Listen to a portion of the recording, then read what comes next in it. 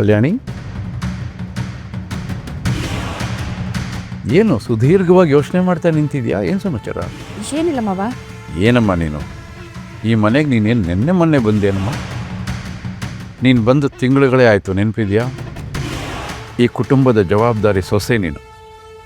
ನಿನ್ನ ಹಣೆ ಮೇಲೆ ಒಂದು ಸಣ್ಣ ಸುಕ್ಕು ಬಂದರೂ ಕೂಡ ಈ ಸೂರ್ಯಪ್ರಕಾಶ್ ಗೊತ್ತಾಗುತ್ತೆ. ಮನಸ್ಸಲ್ಲಿ ಯಾವುದೋ ದೊಡ್ಡ ಭಾರನ ಇಟ್ಕೊಂಡು ಹೇಳೋಕ್ಕಾಗದೆ ಒದ್ದಾಡ್ತಾ ಇದೆಯಾ? ಏನಮ್ಮ ಅದು? ಅದು ನನ್ನ ಫ್ರೆಂಡ್ ಫೋನ್ ಮಾಡಿದ್ಲು ಮಾವ, ಕೆಲವು ವಿಷಯ ಹೇಳಿದ್ಲು. ಅದಕ್ಕೆ ಯಾಕೆ, ಏನಾಯಿತು? ಹೋದ ವರ್ಷ ಅಷ್ಟೇ ಅವಳದು ಮದುವೆ ಆಗಿತ್ತು ಮಾವ. ಒಳ್ಳೆ ಫ್ಯಾಮಿಲಿ, ಜನ ಎಲ್ಲ ಸಿಕ್ಕಾಪಟ್ಟೆ ರೆಸ್ಪೆಕ್ಟ್ ಕೊಡ್ತಾರೆ. ಅವಳ ಅಪ್ಪ ಅಮ್ಮನೂ ಖುಷಿಯಾಗಿದ್ರು. ನಾವೆಲ್ಲ ಮಾತಾಡ್ಕೊತಾ ಇದ್ವಿ ಒಳ್ಳೆ ಜೋಡಿ ಅಂತ. ಆದರೆ ಆ ಹುಡುಗ ಮದುವೆಗಿಂತ ಸ್ವಲ್ಪ ದಿನ ಮುಂಚೆ ಅವನ ಬಗ್ಗೆ ಜನ ಎಲ್ಲ ಮಾತಾಡ್ಕೊಳ್ಳೋದು ಎಲ್ಲರ ಕಿವಿಗೆ ಬಿತ್ತು. ಹುಡುಗ ಕುಡ್ಕ, ಕೋಪ ಜಾಸ್ತಿ, ರೌಡಿ ಥರ ಆಡ್ತಾನೆ, ಅದು ಇದು ಅಂತ. ಎಲ್ಲರೂ ಮದುವೆ ಆದಮೇಲೆ ಸರಿ ಹೋಗುತ್ತೆ ಅಂತ ಮಾತಾಡ್ಕೊಂಡ್ರು.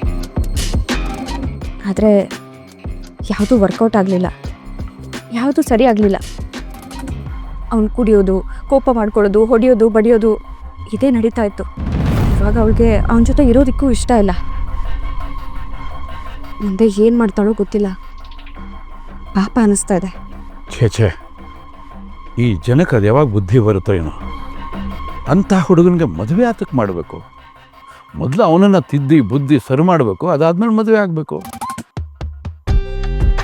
ಪಾಪ ಹೆಣ್ಮಗು ಗತಿ ಏನು? Very bad. ಒಂದು ಹುಡುಗ ಕನ್ನಡಿ ಇದ್ದ ಹಾಗೆ, ಅದು ಅಂದವಾಗಿದ್ದರೇನೆ ಬರೋ ಹೆಣ್ಣುಮಗಳು ಆ ಕನ್ನಡಿಯಲ್ಲಿ ತನ್ನ ಅಂದ ಚಂದ ನೋಡಿ ಆನಂದ ಪಡ್ತಿರ್ತಾಳೆ. ಅದೇ ಹೊಡೆದು ಚೂರಾಗಿದ್ದರೆ ಅವಳ ಮುಖ ಎಲ್ಲ ಚೂರು ಚೂರಾಗಿ ಕಾಣುತ್ತಲ್ಲ, ಎಷ್ಟು ನೋವು ಅನುಭವಿಸ್ತಾಳೆ ಅವಳು. ಯಾವುದೇ ಹೆಣ್ಣು ಮಗುಗೆ ಮದುವೆ ಅನ್ನೋದು ಒಂದು ಸಂಭ್ರಮ. ಮದುವೆ ಆದ ಮೇಲಿನ ಬದುಕನ್ನು ಅವಳು ಎಷ್ಟು ಆನಂದ ಪಡ್ತಿರ್ತಾಳೆ ಗೊತ್ತಾ? ನೆನೆಸ್ಕೊಂಡು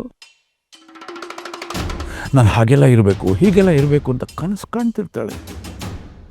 ಅಂಥ ಹೆಣ್ಣು ಮಗುಗೆ ಇಂಥ ಹುಡುಗ ಸಿಕ್ಬಿಟ್ರೆ ಏನು ಗತಿ? ಅವಳು ತನ್ನ ಭವಿಷ್ಯದ ಬಗ್ಗೆ ಆಸೆ ಪಡಬೇಕಾ? ಬಂದವನ ಮನೇಲಿ ಇವನ್ನ ರಿಪೇರಿ ಮಾಡ್ಕೊಂಡು ಕೂತ್ಕೊಳ್ಬೇಕಾ?